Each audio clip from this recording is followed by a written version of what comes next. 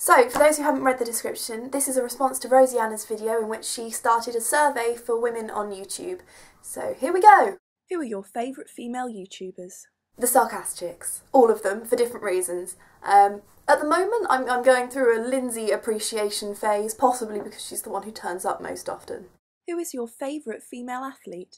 I'm not a sporty person, so my decision isn't going to be based on their sporting prowess, but Dame Kelly Holmes is a marvellous person because with her legacy trust she's put back into the community from where she's come. What's your favourite book written by a female with a female protagonist? It's called Lettres d'une Péruvienne, which translates as Letters from a Peruvian Woman, and it's by Françoise de Clafigny. The reason I like it so much is because although it was written in the 18th century, and you'd expect 18th century epistolary novels to end in one of two ways, either the heroine would die or she would get married, this one doesn't. It ends with the heroine Zilia just deciding to become an independent woman. She spends her life writing and putting together this book. Favourite film written by a female with a female protagonist? I'm afraid I'm going to have to skip this one. I don't go to the cinema often, and the last few films I saw were The Hunger Games, which, though the book was written by Suzanne Collins, it was adapted by her and two men, so I don't think that counts. I saw The King's Speech, which was written and directed by men,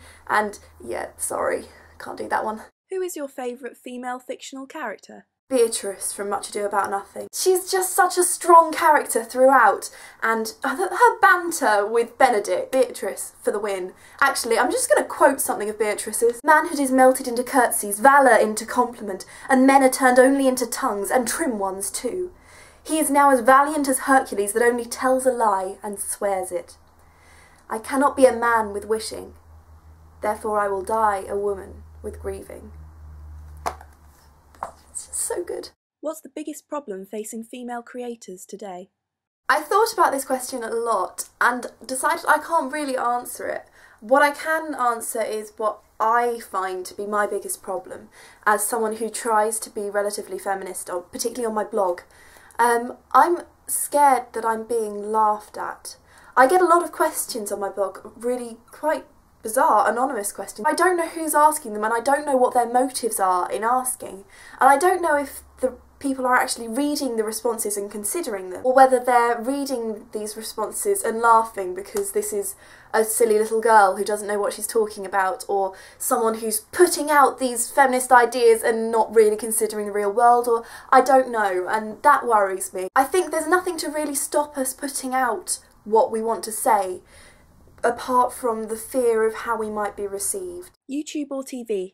Which is better at addressing prejudices and problems for women? As with everything, both YouTube and TV have their own advantages and disadvantages. I think with YouTube, one of the main advantages is that you've got one person who writes, films, edits. You've got complete control over what is being said. On the other hand, the people who watch a YouTube video which has a feminist message will often be feminists already. People who watch the Vlogbrothers aren't generally going to be people who believe that the truth is simple and being a nerd is a bad thing. People watch TV casually, you can just turn it on and walk into the room. But with YouTube you do have to go and search out, and I think that's possibly a problem. You're gonna struggle to reach a new audience. What do you pledge to do to make the internet a better place for everyone? I pledge to not shy away from the difficult topics. Tell us a story or secret or something featuring women. The most amazing woman I know is one of my mother's friends. Her name is Catherine and she is dying of cancer. I just want this to be on the internet for posterity. Catherine is an amazing person and I hope I go back and watch this video because I think I should remember that. Now tag people. I'm on a collab channel called The Procrastinators 5. There are now 6 of us on that channel, which means I can tag the other 5 of you. So, Sean, Katie, Robin, Becca and Alex, you've all got personal channels, even if you haven't all uploaded videos on those channels. So, I'm challenging you to answer this survey, and I think it would be nice to hear your thoughts. Particularly on the film thing, because I couldn't answer that and I really want to hear some answers and some films that I should see, evidently. Rosianna, thank you for starting up this survey, because I think it's a brilliant thing and I hope we can continue this discussion. Okay.